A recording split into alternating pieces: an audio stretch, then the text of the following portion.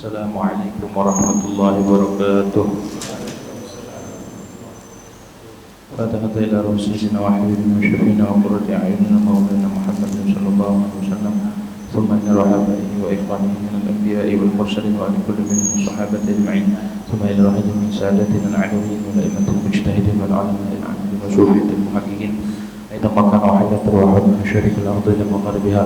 Wa nakhusu khususan ila ruhul ustadina 'azam al-faqih muqaddam Muhammad ibn Ali ba'ala wa usulihi wa furu'ihi. Thumma ila Husain Ali al-Qayyim Sayyid Ali sahabat Rasul Muhammad Mawladawilah wa Sayyid Abdul Hamid wa Faulani khususan Syekh Habib Bakar As-Sakh sama Muhammad wa ikhwani wa Thumma ila Rabbi Abdullah bin Abi Bakar al-Aidrus wa Abi Bakar bin Abdullah al-Aidrus wal Habib Syekh bin Abdullah al-Ali Habib Husain bin Abdullah al-Aidrus wa Ali bin Abdullah al-Aidrus wa ila Syekh Ali bin Abi Bakar As-Sakh wa Abi Abdullah Syekh Habib Ahmad bin Abdullah Syekh Ali ثم إلى روح Syekh Abu Bakar bin Salim al-Habib Husain bin Syekh Ahmad Salim al-Habib Syekh al-Habib Abdullah Barzakar wal-Habib Salim al-Habib Hamid Syekh Abu Bakar Syekh Ma'ina Syekh Abu Bakar Syekh Al-Badi Syekh Abdul Rahman Syekh Al-Badi Marwan Syekh Mubajah Syekh Abu Bakar Syekh Al-Habib bin Abdurrahman Al-Abdul Syekh bin Abdullah Barak Al-Habib Husain bin Umar Al-Husain Al-Habib Abdullah bin Abdurrahman Al-Abdul ثم إلى Habib Abdullah bin Ali al-Haddan wal-Habib Hasan bin Abdullah Haddad wa أولاد ثم إلى Habib Ahmad bin Al-Habashi wa Ja'far bin Ahmad bin Zaid al-Habashi wa Habib Ahmad bin Al-Ridwan Habib Ahmad bin Abdul Zain Subtul Habib Ahmad bin Zain Habib Ahmad bin Hasan Al-Attas Habib Ali bin Hasan Al-Attas Habib Bakar bin Abdullah bin Talib Al-Attas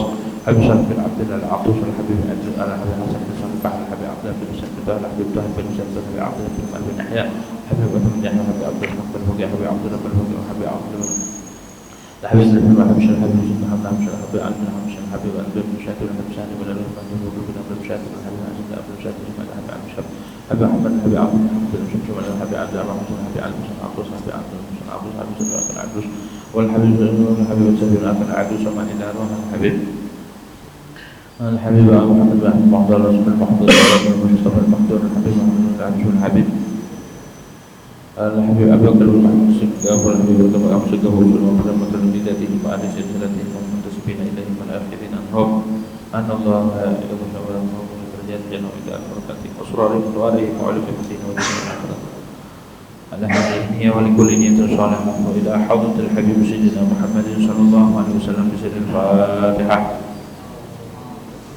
أعوذ بالله من الشيطان الرجيم. بسم الله الرحمن الرحيم. الحمد لله رب العالمين الرحمن الرحيم مالك يوم الدين إياك نعبد وإياك نستعين اهدنا الصراط المستقيم صراط الذين أنعمت عليهم غير المغضوب عليهم ولا الضالين. Bismillahirrahmanirrahim. Alhamdulillahi rabbil alamin wassalatu wassalamu ala asyrafil anbiya'i wal mursalin sayyidina Muhammadin wa ala alihi wa sahbihi ajma'in. Rabbi shrah li sadri wa yassir li amri wahlul 'uqdatam min lisani yafqahu qawli. Rabbi zidna 'ilman nafi'a warzuqna fahman thaqiba. Allahumma fa'na bima 'allamtana wa 'allimna alladhi yanfa'una. Subhanaka la ilma lana illa ma 'allamtana innaka antal alimul hakim. Wala haula wala quwwata illa billahil 'aliyyil 'azim. Amma ba'd. Wa aqallu muddatin nifasi lahdatun. Dan paling sedikit masanya nifas itu sekejap. Sekejap dong darahnya keluar langsung suci. Wahya miqdaru ma yalhaw.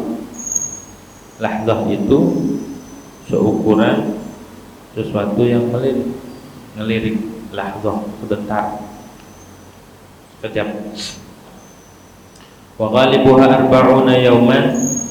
Dan adapun kebiasaannya muddatun nifas umumnya kebanyakan arba'una yauman itu 40 hari. Wa aktsaru asittuna dan paling banyaknya masa haid itu 60 hari. Wa ma zada alaihi wa ma zada alaiha pada mufasadin aidan. Dan adapun masa yang lebih daripada 60 maka itu dikatakan darah fasad juga. Wa yahrumu bil haidi dan haram dengan sebab haid wa nifasi dan nifas al mubasyaratu bersenggama fima baina surrati war rukbati di dalam pada sesuatu yang antara pusar dan dengkul tutup. Ghairi hailin dari tanpa penghalang. Wal mururu fil masjidi, dan melintas di masjid, in khafat tanjisahu, jika seorang perempuan itu khawatir takut akan menajiskan masjid. Wasomu, dan haram pula puasa. Wa muharramatul janabati sabiqati, dan segala yang diharamkan sebab junub yang telah dahulu haram. Wa yajibu, dan wajib 'alal haid, atas orang haid, wa nufasai, dan orang nifas, qada usumil faid fil haid wa nifas, mengqada puasa yang luput di masa haid dan nifas, duna qada salatil faidati fihima, tidak wajib mengqada salat yang luput pada masa haid dan nifas. Wallahu a'lam. Hadirinul hadiratin dirahmati oleh Allah Subhanahu wa taala.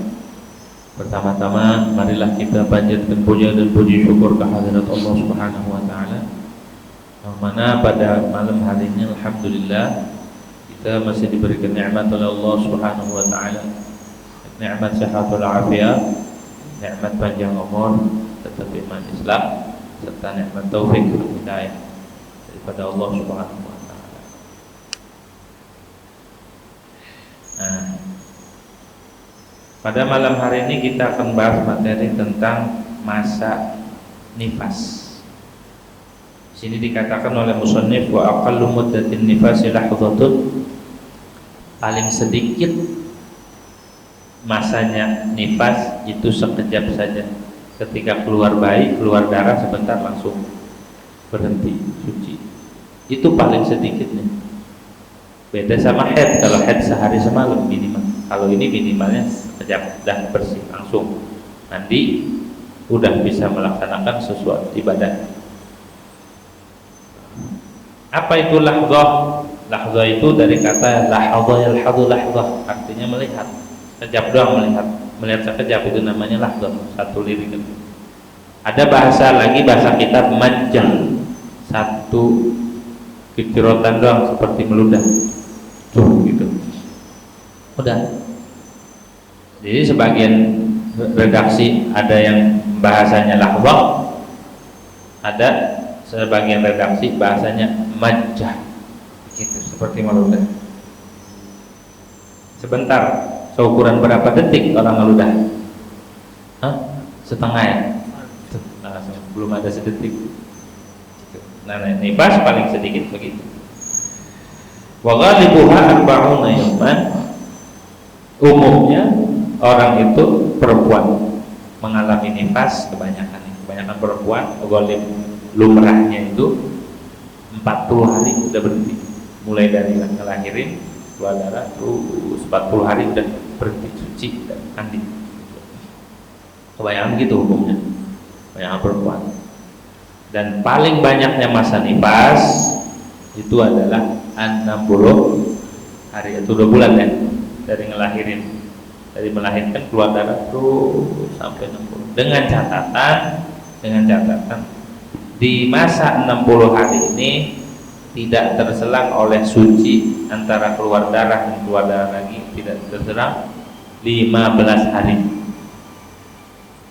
Kalau terserang 15 hari, maka darah yang kedua itu darah haid, bukan darah nih. Walaupun masanya ada di 60 hari. Kalau sudah terserang 15 hari, maka darah yang kedua bukan darah nifas, tapi darah haid. Jadi darah haid. Tapi kalau kurang dari 15 hari, maka itu darah nifas. Pokoknya selama masih di dalam masa 60 hari berhenti nih. Berhentinya itu kurang dari 15 hari, maka itu tetap dihitung nifas, gitu ya. Bil istiqra', dalilnya mana? Kok bisa tahu masanya, masa paling minimalnya itu sekejap, lumrahnya itu 40, banyaknya 60, dari mana? Bil istiqra'. Dalilnya itu penelitian Imam Syafi'i, ditanya perempuan, kebanyakan perempuan gimana nifas itu sekejap ada, terus lumrahnya 40, 60. Jadi itu dalilnya istiqra', lapangan. Jadi tanya langsung sama Imam Syafi'i, nah dijadikan landasan hukum istiqra'. Minal Imam Syafi'i, daripada Imam Syafi'i rahimahullah ta'ala. masaknya tuh ya. Wa mazada 'alaiha ay 'ala sittin fadamu fasadin aydan. Dan masa yang lebih daripada 60 hari itu namanya darah fasad. Kalau ada darah orang nifas, darahnya keluar terus sampai 60 hari terus, itu yang 60 hari ke sana, yang lewat dari 60 hari, 61 2 selanjutnya itu bukan darah nifas tapi darah fasad, penyakit itu mah, dan wajib sholat, kalau puasa ya puasa gitu, harus itu mah kama fil haidi, sebagaimana yang diterangkan di dalam haid juga sama kan, maksimal haid berapa? 15 hari. Kalau lebih dari 15 hari di bab haid itu darah fasad, darah rusak, darah penyakit. Kalau di nifas, kalau lebih daripada 60 hari maka itu darah rusak, darah penyakit. Wa huwa hadatsun daimun, itu namanya hadas terus menerus, daimul hadas. Fala yamna'us sholata was shauma wal waqt, itu mah tidak menghalangi sholat. Walaupun ada darah wajib sholat, walaupun ada darah wajib puasa, karena melewati masa maksimal. Ya, wajib itu sholat. Terus sholatnya gimana? Caranya disumpel, dibersihin ya. Setiap sholat cebok, dan wajib mualah. Habis cebok terus disumpel, diikat pakai balut, langsung wudu. Habis wudu langsung sholat, nggak boleh tertunda. Kalau tertunda diulang lagi. Begitu. Karena dia mau wajib mualah. Itu ma'dur, namanya daimul hadas. Hadasnya terus menerus. Kayak orang beser kencing, ya itu bagaimana cara wudunya batal? Itu dia sama di darurat itu mah di sumbal gitu ya. Terus cebok, ngebel, wudu langsung sholat, nggak boleh tertunda.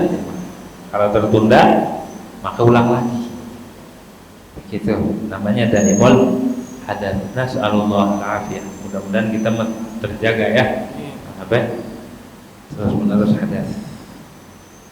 Wassaum, dan tidak menghalangi juga akan puasa. Kalau udah masuk puasa walaupun keluar darah, dan darah ini bukan darah haid, bukan darah nifas juga, darah fasad, maka wajib puasa tetap. Wal waqt, dan berhubungan suami istri itu nggak apa-apa, tidak menghalangi maksudnya. Walau hala jarayanud dam wa tadammuf bin najasah, walaupun terhalang oleh keluarnya darah dan juga akan berlumuran dengan najis, ya. Walau hala jaladu wa tadabbur bin najis haja jaiz, itu kan nanti berlumuran darah, bagaimana? Kan nggak boleh. Nah ini karena hajat maka jadi boleh, gitu ya. Wa yahrumu, dan haram, ini udah tuh hukumnya haid sudah, hukumnya hukumnya nifas sudah. Nah, apa yang ditimbulkan? Adakah terkait hukum dengan mereka yang punya hadas haid ataupun nifas? Ini dia. Wa yahrumu bil haid wan nifasi al mubasharatu bima baina surra wa rukbah. Dan haram hukumnya dengan sebab haid dan nifas. Kalau perempuan lagi haid ataupun lagi nifas, haram al-mubasyaratu bima baina surra, bersenggama ya pada sesuatu yang antara pusar dan dengkul. Tidak boleh orang haid itu diganggu-ganggu, atau orang nifas itu diganggu. Nggak boleh, udah begitu. Perek dulu, perek. Haram hukumnya. Di sini katanya mubasyarah. Ada lagi sebagian bahasanya tamattu, istimta. Apa konsekuensinya, perbedaan ibaratnya, redaksi. Kalau bahasanya mubasyarah itu kalau melihat doang boleh. Yang nggak boleh itu menyentuh, sentuhan langsung. Kalau bahasanya tamattu, istimta, bersenang-senang dengan fima baina surra wa rukbah, sesuatu yang antara pusat dan dengkulnya itu, walaupun cuma melihat nggak boleh juga. Kalau bahasanya istimta, tamattu. Tapi kalau bahasanya mubasyarah, melihat boleh. Kan nggak boleh dipakai, dilihat aja. Dilihat doang. Kalau bahasanya mubasyarah boleh, tapi kalau bahasanya istimta walaupun melihat nggak boleh. Ketika dalam keadaan haid dan nifas tidak boleh bersenang-senang. Tapi di sini menggunakannya ibarat mubasyarah. Ikut ibarat mubasyarah berarti bersentuhan langsung tanpa penghalang. Itu yang dilarang. Min ghairi ha'ilin, dari tanpa penghalang, nggak ada penghalangnya, mubasyarah. Gitu. Itu haram hukumnya.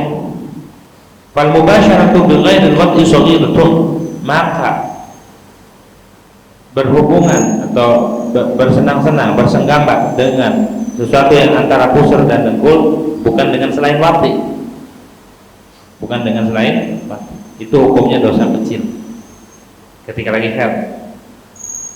Tapi bukan dengan wati. Kalau wati haram, udah dosa besar, nggak boleh, haram. Wabihi, dan dengan wati walau bihailin kabiratun, kalau bersenang-senangnya itu dengan wati dipakai gitu ya, berhubungan suami istri walaupun pakai penghalang, maka hukumnya dosa besar. Mubasyarah, di sini bahasanya mubasyarah. Kalau mubasyarah itu bertemu kulit langsung. Tapi kalau tamattu walaupun nggak bertemu kulit, walaupun nggak bersentuhan, hanya sekedar melihat, itu nggak boleh. Kalau bahasanya tamattu atau istimta'. Tapi kalau bahasanya mubasyarah, yang nggak boleh itu bersentuhan. Kalau nggak bersentuhan, mau dengan cara apa aja, yang penting nggak bersentuhan. Mafhumnya kalau pakai penghalang boleh. Kalau bahasanya bukan mubasyarah. Gitu ya. Walau ba'da qita'id dami wa qabla al-ghusli, walaupun setelah terputusnya darah. Walaupun setelah berhentinya darah tapi belum mandi, kan nggak ada darah tuh, tetap hukumnya dosa. Bahkan di sini katakan bal yakfuru man istahallahu zaman adam. Bahkan hukumnya kufur, murtad, orang yang menghalalkan. Nggak apa-apa, lagi haid dipakai aja istrinya, nggak apa-apa, halal. Itu murtad, orang yang menghalalkan. Orang agama bilang haram, begitu. Agama itu di atas segalanya, karena aturan Allah Subhanahu wa ta'ala. Aturan Allah itu di atas segala aturan makhluk, nggak bisa dikotak-atik. Gitu. Tertinggi, konstitusi tertinggi adalah konstitusi Allah Subhanahu wa ta'ala. Nggak boleh dilanggar, nggak boleh dilanggar. Siapa yang melanggar, maka dia akan seperti rel kereta yang melintas, tabrak. Begitu ya. Yang melanggar kena. Jadi ketetapan Allah Subhanahu wa ta'ala, hukum Allah nggak boleh dikotak-atik. Jadi haram tuh, satu, kalau orang haid dan nifas nggak boleh berhubungan suami istri, mau dengan cara apapun, mau cuma disentuh doang, ataupun dipakai, ataupun diapain, nggak boleh, haram. Begitu ya. Dan orang yang berhubungan suami istri ke dalam keadaan haid, nanti anaknya itu ada penyakit ajdam, dikhawatirkan tuh, judam, kista ya, dikhawatirkan. Nggak boleh. Agama itu, peraturan Allah itu dilaksanakan untuk kemaslahatan kita sebenarnya, apapun bentuknya. Agama itu mau tidak mau, patuh atau tidak, aturan agama itu ditetapkan oleh Allah Subhanahu wa ta'ala buat kemaslahatan umat manusia, gitu. Baik di dunia ataupun di akhirat. Siapa yang ikuti aturan Allah selamat, baik di dunianya dan di akhirat. Di dunia yang nggak kena hukum, di akhirat nggak kena. Gitu. Tapi sebaliknya, kalau peraturan Allah itu dilanggar, maka dia siap-siap di dunia kena, di akhirat. Nah, dua yang haram nih, wal mururu fil masjid, dan melintas di masjid itu hukumnya haram. Apa murur itu? Bahwa dukhul min bab wal khuruj min akhar. Lewat murur itu bahasanya, ini pintu, ini misalkan masjid. Nah, ini ada dua, ini lewat dari pintu sini, keluar lewat pintu sini, namanya murur. Itu perempuan lagi haid ataupun nifas nggak boleh ngelewat doang juga,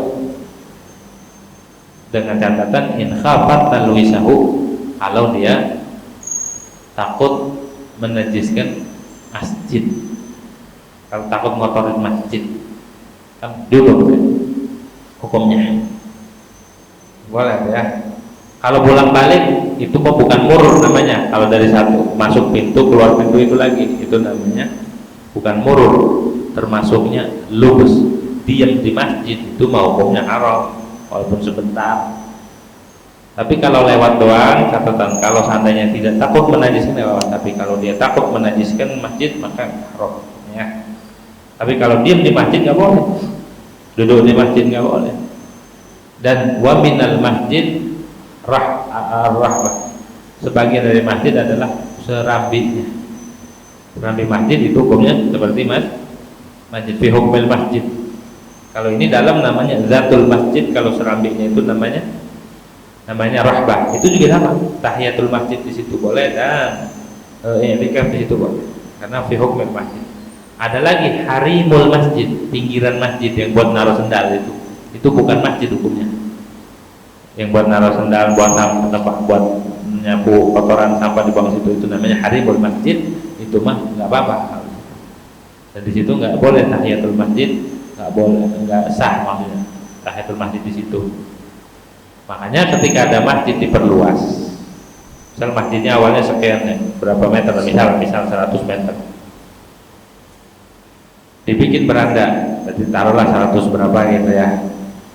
Diperluas karena jamaah banyak juga, seiring berjalannya waktu makin banyak diperluas. Ini perluasan tanahnya ini statusnya apa?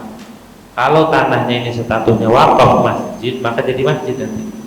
Tapi kalau tanah perluasannya ini hanya sekedar tanah bukan wakaf, ya cuma dibeli tanah bukan diwakafin masjid, maka ini tidak menjadi masjid dan tidak boleh sholat tahiyatul masjid di situ, tidak sah i'tikaf di situ. Kalau sholat Jumatnya sah, berjamaah di situ sah, tapi untuk tahiyatul masjid di perluasannya itu, maka itu nggak sah, karena bukan masjid. Kayak di musola sunat tahiyat musola nggak ada. Atau musola yang dijadikan masjid, dan musola wakafnya sampai hari kiamat juga tetap musola, nggak berubah statusnya, nggak berubah, maka tetap aja musola. Sholat tahiyatnya nggak bisa, nggak ada tahiyatul musola, dan i'tikaf di situ tidak sah. Adanya di kitab Ithaful Baqi dan juga di kitab Bugyatul Mustarsyidin, di situ dijelaskan ya. Jadi nggak gampang kita ngelola masjid. Itu harus tahu hukum-hukum tentang masjid. Jangan sampai kita dosa gara-gara kita teledor dalam hal demikian gitu tuh ya. Orang sekarang kan gampangin baik, orang sekarang kan gampangin hukum, ngajinya nggak mau, egonya tinggi gitu. Yang ngaji aja takut, ini yang gak ngaji yang berani lah gitu ya, memutuskan hukum sesuai dengan otak, dengan isi kepala, bukan dengan ketetapan para ulama gitu ya. Jadi kalau perempuan ngaji misalkan di masjid, tapi duduknya di pinggir itu tadi itu, bukan di serambi tapi di pinggir tempat sendal gitu, nggak apa-apa, karena bukan masjid itu mah. Pertanyaannya kayak gini nih, masjid yang ada dua kayak gini nih. Nah ini ada 2 tingkat. Kalau dulunya itu masjid 1 lantai, kemudian ada usulan dibikin 2 lantai bawah buat buang serbaguna, ini gimana? Tetap masjid sampai hari kiamat. Nggak boleh tuh kotoran masuk situ, dijadikan buat ruang pertemuan, terus ruang hajatan segala macam, sendal masuk situ, segala macam kotoran. Padahal ini masjid sampai hari kiamat, masjid gitu. Kalau dulunya masjid. Tapi kalau begini, bikin dulu bangunan 2 lantai yang atas diwakafin buat masjid, yang bawah buat gedung serbaguna, itu boleh tuh. Itu bawahnya bukan masjid. Tapi kalau yang dulunya masjid, kemudian karena banyak dana dibikin masjid di atas, yang di bawah jadi gedung serbaguna, apalagi dijadiin kamar mandi, ini nggak boleh masjid dinajisin. Masjid mah 7 lapis langit, 7 lapis bumi, itu tanah masjid. Kita ngewakafin tanah, walaupun masjid nggak perlu gede, semeter misal buat itikaf doang di rumah saya wakafin masjid semeter buat itikaf aja, buat sholat, buat tahiyatul masjid situ, itikaf di situ biar dapat pahala itikaf, jadi. Tapi nggak boleh dijual, wakaf 7 lapis langit ke atas masjid, 7 lapis bumi ke bawah, itu hukumnya masjid. Ya. Penting tuh tentang masjid, ada kitab khusus namanya Ahkamul Masajid karangan Imam Zarkashi.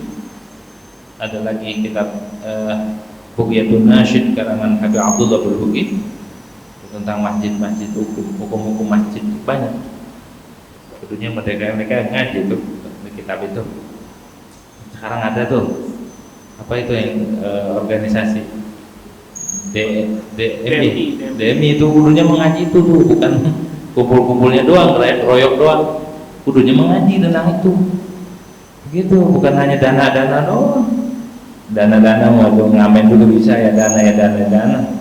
Begitu, ngajinya yang harus dikuatkan, diperdalam itu adalah ilmu tentang masjid. Tuh. Ini apa? Wa huwa dukhulu min babin wal khuruj min akhar. Bi khilafi ma idza lam yakun lahu illa babun wahidun fa yastani'u dukhul. Berbeda dengan jikalau masjid itu cuma punya satu pintu, masuk dari situ keluar dari situ, maka itu nggak boleh. Karena hukumnya bukan murur, bukan lewat, itu mah diam walaupun bolak-balik. Tapi kalau orang lewat itu gini, lewat doang nggak apa-apa kalau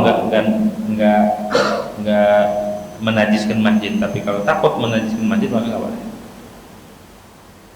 Sekarang aman nggak? Kan sekarang ada pembalut tuh aman nggak? Kalau aman lewat doang nih, bukan diem. Kalau diem tetap nggak boleh. Ya, kalau diem nggak boleh. Gitu. Fayabtan yu'udduhulu, maka tidak boleh itu masuk. Kalau satu pintu doang, tidak boleh lewat juga. In khafat ay al-haidu aw an-nufasa'u tanjisahu. Jika orang yang haid ataupun orang nifas itu takut menajiskan bidami dengan darah. Walau bimujarradil ihtimal, walaupun semata-mata ihtimal aja, ada kemungkinan atau keraguan. Kayaknya ntar kayaknya jatuh nih. Begitu tuh. Syianatan lahu 'anil khabath, karena hukum. Kenapa enggak boleh? Karena menjaga masjid daripada najis. Fa innam takhaf dzalik kurihal mururu. Jika dia tidak takut menajiskan, aman berarti. Kalau aman ya, kalau aman kurihal murur, makruh ngelewat di sini. Perempuan haid atau nifas, tapi aman nih dia pakai pembalut, nggak bakal netes nih darahnya. Aman tuh udah, maka hukumnya makruh saja. Makruh illam yakun li hajatin, kalau tidak ada hajat. Makruh ya, kalau nggak ada hajat makruh, kalau ada hajat boleh lewat doang.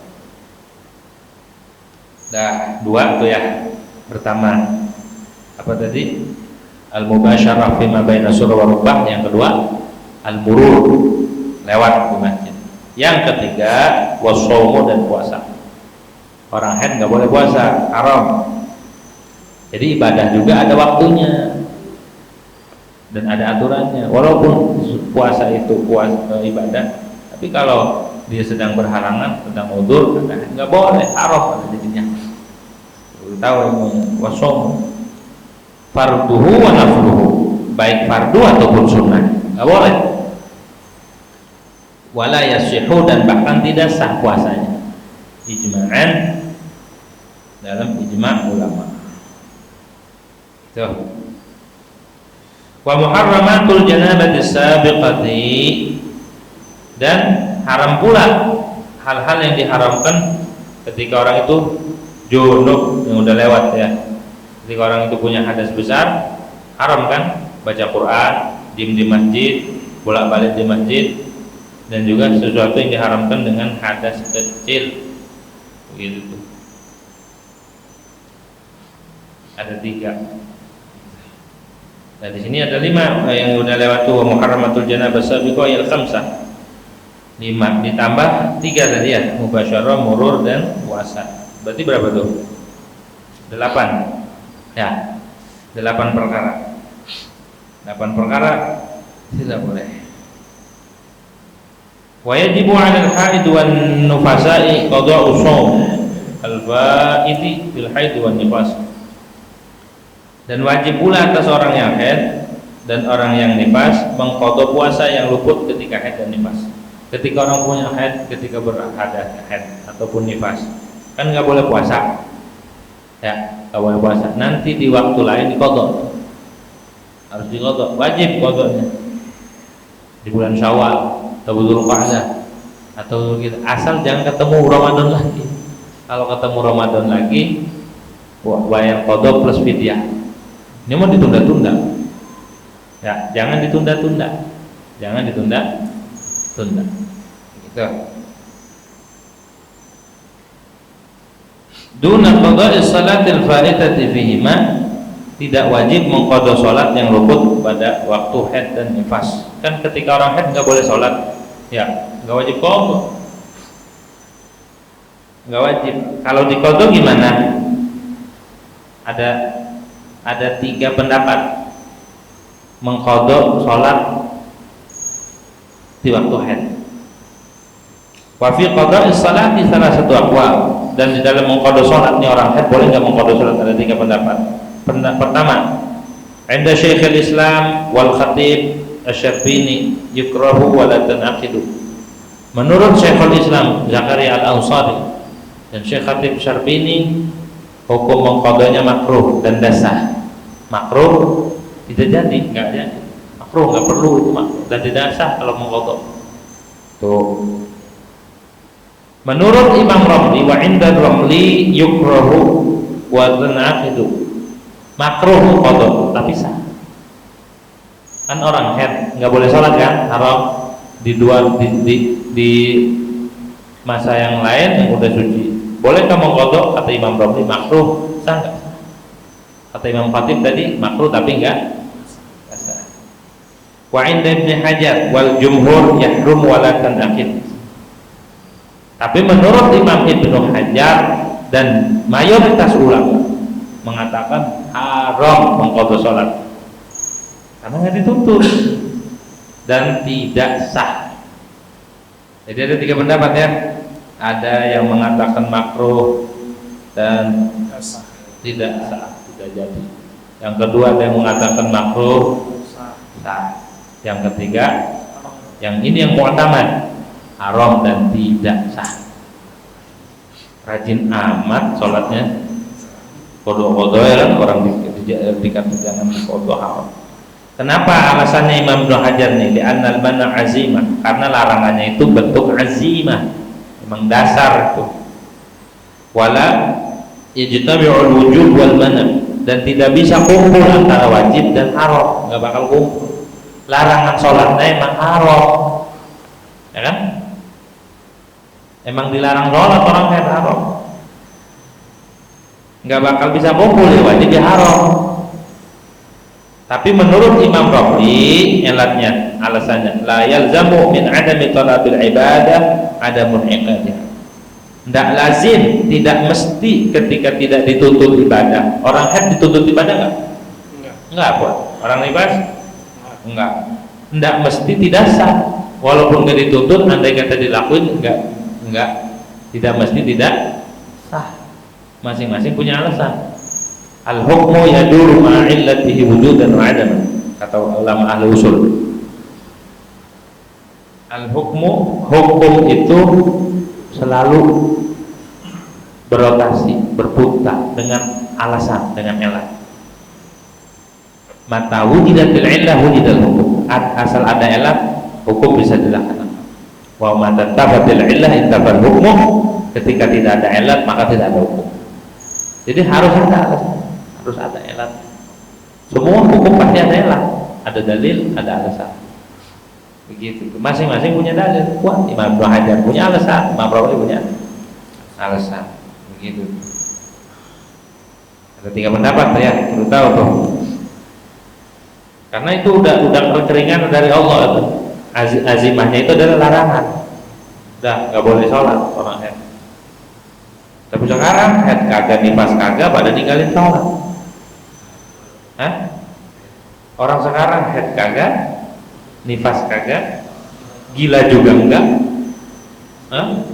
tapi pada ninggalin sholat seenaknya, sekarangnya. Begitu tuh.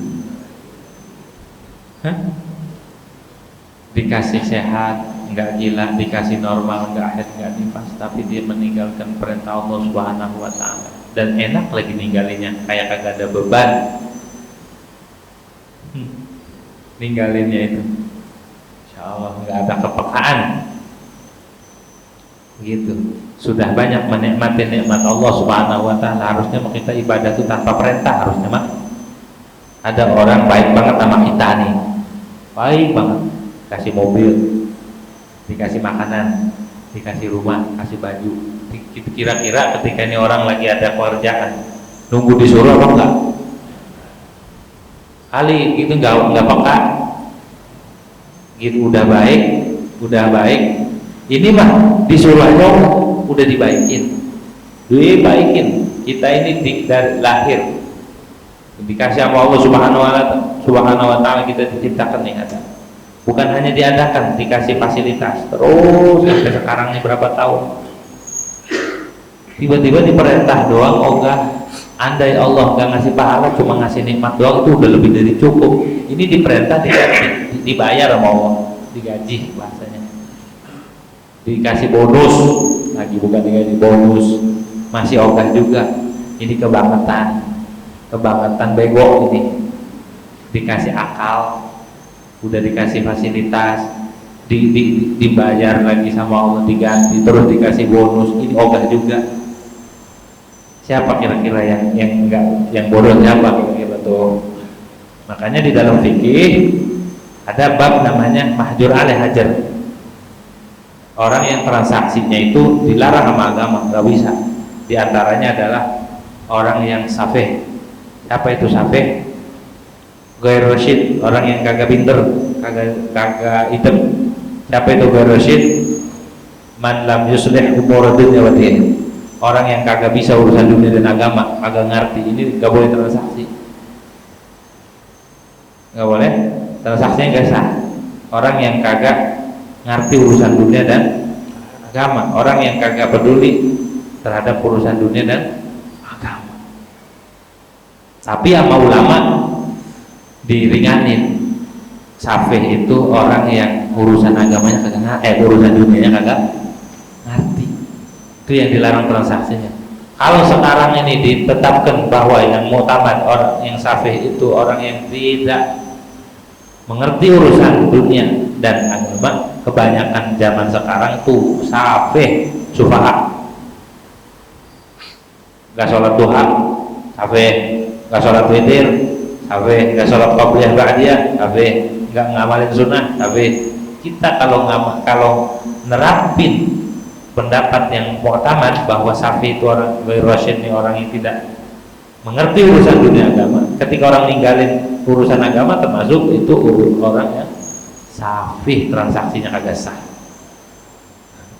Transaksinya nggak sah. Kalau transaksinya nggak sah, yang kita miliki bukan punya kita, berarti kita termasuk makan sesuatu hak orang lain dibatil. Ribet kan? Jadi agama ini ditetapkan oleh Allah Subhanahu wa Ta'ala buat kemaslahatan kita, bukan buat siapa-siapa. Begitu. Safih ya, orang yang ninggalin sholat, safih, kagak ngerti kemaslahatan agama, transaksinya nggak sah. Dia harus imamnya, harus hakim atau walinya yang transaksi, dia nggak boleh. Safih ya, banyak kita safih. Sama sholat duha nggak peduli, sama sholat witir nggak peduli, sama qabliyah ba'diyah nggak peduli, sama siwak nggak peduli, sama sunnah-sunnah nggak peduli, sama ilmu nggak peduli, safih. Begitu tuh, kayak kambing kasih emas antam sekilo, kasih rumput sekarung, milih mana dia? Hah? Milih rumput apa milih emas? Kali milih emas dia buat beli rumput. Hah? Itu begitu tuh. Kalau orang itu tidak menggunakan akalnya, kasih yang manfaat, ini yang kagak manfaat. Giliran yang manfaat tinggalin, yang kagak manfaat nge-game, chattingan, kagak ada manfaat, jadi dilakuin aja. Scroll video yang kagak penting, yang penting ditinggalin. Berarti kan capek nih. Makanya orang-orang dulu pintar cerdas. Gitu ya. Orang-orang dulu top memanfaatkan waktu, memanfaatkan situasi. Semua peluang dia manfaatkan. Orang sekarang medsos doang main aja. Begitu, semuanya serba online. Hah? Berbeli online, ngaji online. Nanti pahalanya via online. Masuk surganya online. Semuanya serba online. Begitu tuh ya. Mau begitu? Amin. Mudah-mudahan kita berikan taufik oleh Allah Subhanahu wa taala. Istiqamah ya. Apa alasannya enggak boleh diqadhi anas salat takfuru fa yusubu qadauha, karena salat banyak maka berat mengqadanya. Ikhlafi shaumi berbeda dengan puasa. Wal asahhu anna shauma salat lam yajiba aslan alaihi.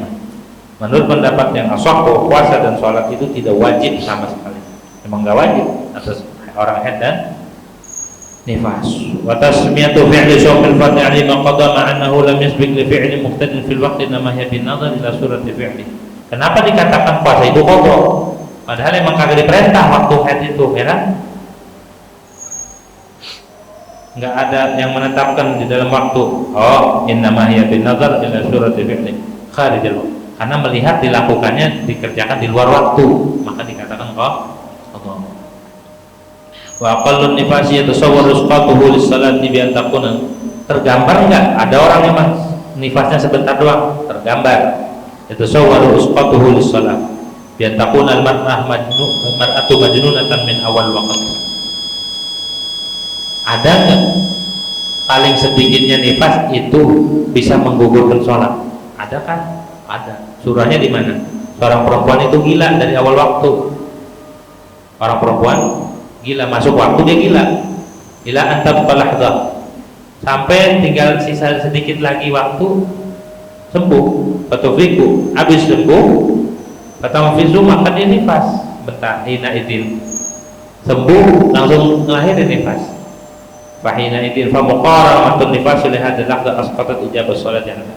Maka berbarengan nifas bagi ini sekejap menggugurkan wajibnya sholat dari perempuan tersebut hatta yalzim qadha, sehingga tidak wajib mengqadha. Begitu, tidak wajib mengqadha.